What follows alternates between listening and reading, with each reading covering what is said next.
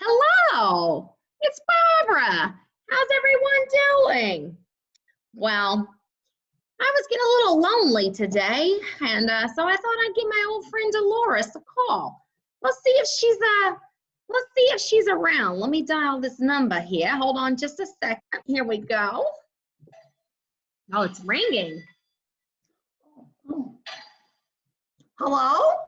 Hello, how are ya? Oh, hello, Barbara. How are you? I am better now. I'm so glad you picked up. How you been doing? Oh, I'm good. I'm just sitting here with my pet dragon, wishing that Live with Lucky would come back on the air so I can tune in every morning. I know the feeling. That was at least one of my days getting out of the house. Bingo. Absolutely. And Delores and Barbara.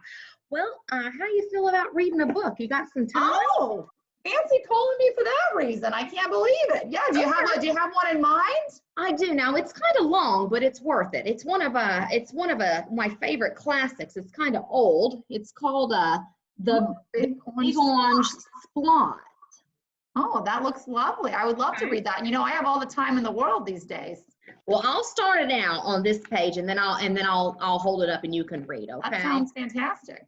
So it starts with Mr. Plum Bean. He lived on a street where all the houses were the same. That's Mr. Plum Bean.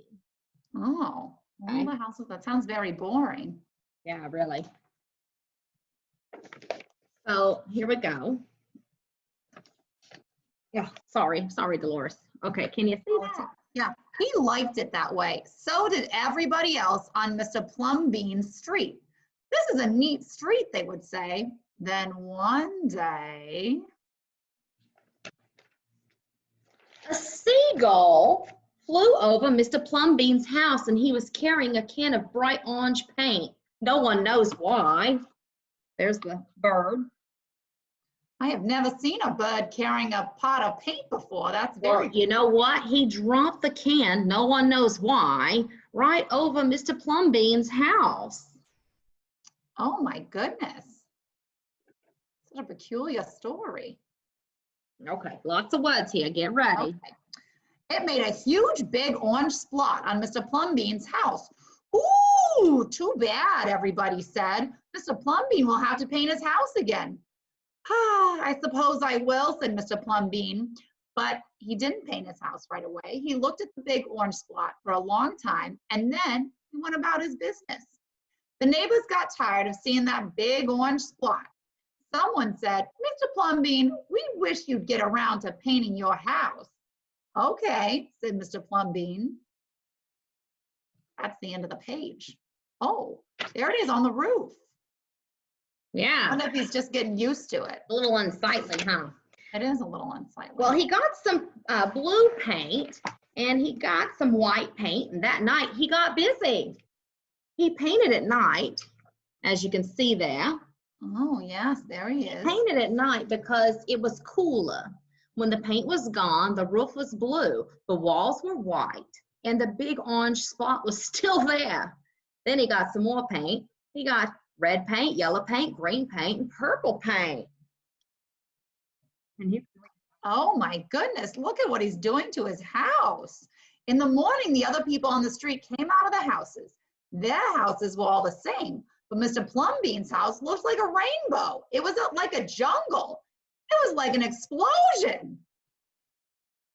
Whoa, look at that crazy house. He's got, looks like a lion drawn on there. I think it's magnificent. I think it's fantastic. I always wonder why we can't do that to our houses. Yeah. Okay, I'll read this page while you all are looking at it there. Okay. There was the big orange splot, and there were little orange splots. There were stripes, there were pictures of elephants and lions and pretty girls and steam shovels.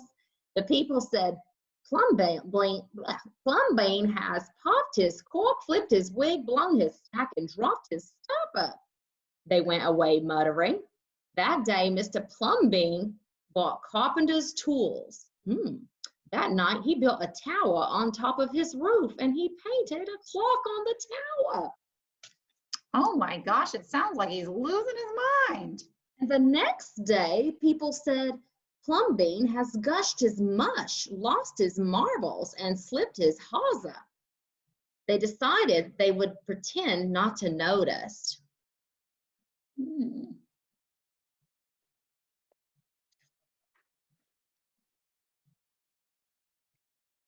Oh my goodness, what's he gonna do now? Oh, that very night, Mr. Plum Bean got a truck full of green things. He planted palm trees, baobabs, thorn bushes, onions, and frangipani. In the morning, he bought a hammock and an alligator. This man is taking it to the next level. I know, right?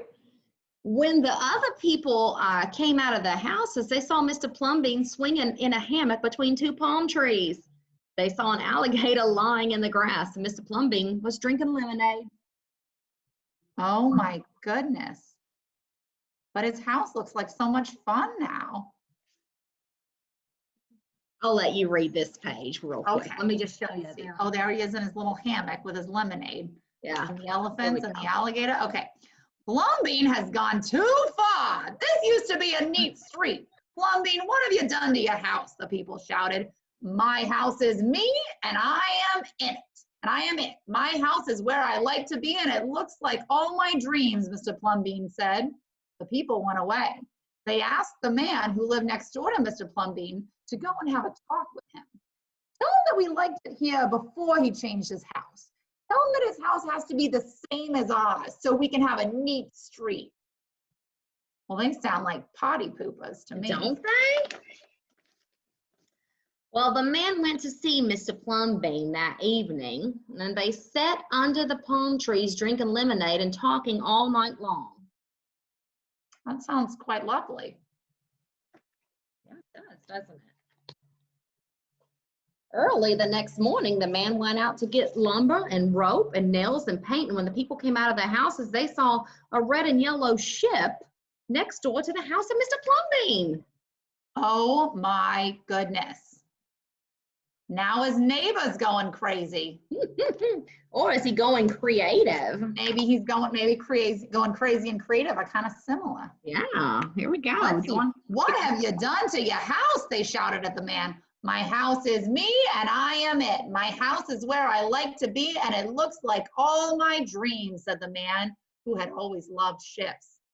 He's just like Plum Bean, the people said. He's got bees in his bonnet, bats in his belfry, and knots in his noodle. Then one by one, they went to see Mr. Plum Bean late at night. They would sit under the palm trees and drink lemonade and talk about their dreams. And whenever anybody visited Mr. Plum Bean's house, the very next day, that person would set about changing his own house to fit his dreams. Mr. Plum Bean is what you call an influencer. Love these pictures, Delores. Oh, they're so cool. Oh, look at that one. That's like a hot air balloon. That's so fun. Oh, that looks like the Taj Mahal in India. Aren't they lovely? That is so fun. This is giving me so many creative ideas for what to do with my house. There's a couple more. Look at this one. Oh, it looks like a castle. Yeah. This one has Mr. Plum Bean up there. Oh man, like he's an important figure. That is amazing. I love it. Well, whenever a stranger came to the street of Mr. Plum Bean and his neighbors, the stranger would say, "This is not a neat street." Then all the people would say, "Our street is us and we are it. Our street is where we like to be and it looks like all our dreams." Let's not forget Mr. Plum Bean's house there. Oh my goodness. And there it is at night. Oh my gosh, I love that story. Isn't that a great story? What do you think the author Daniel Manus Pinkwater. Whoa, that's an amazing name. What do you think the author was trying to teach us? I feel like it was something about, being creative and just being yourself. Being yourself is what I was going to say. I remember when I was growing up, sometimes some other kids would tease me, because of my shoes or my fashion that I liked. But you know what? It's what I liked, and I really didn't care. And I think it made me the unique Barbara that I am today. That's right. If we were all the same, let's say we all wore the same, I don't know, nightgown or something. Right. That would sure be boring. That sure would be boring. We have the same phones and I've always. Anyway, the point is, It's so important to be unique and be who you are. I agree. Well, I hope you enjoyed that story. Oh, I loved it. Maybe you can give me a call next week. Oh, I would love to do that. I'll talk to you next week. All right, Barbara? Okay. Bye-bye. Bye-bye. Bye.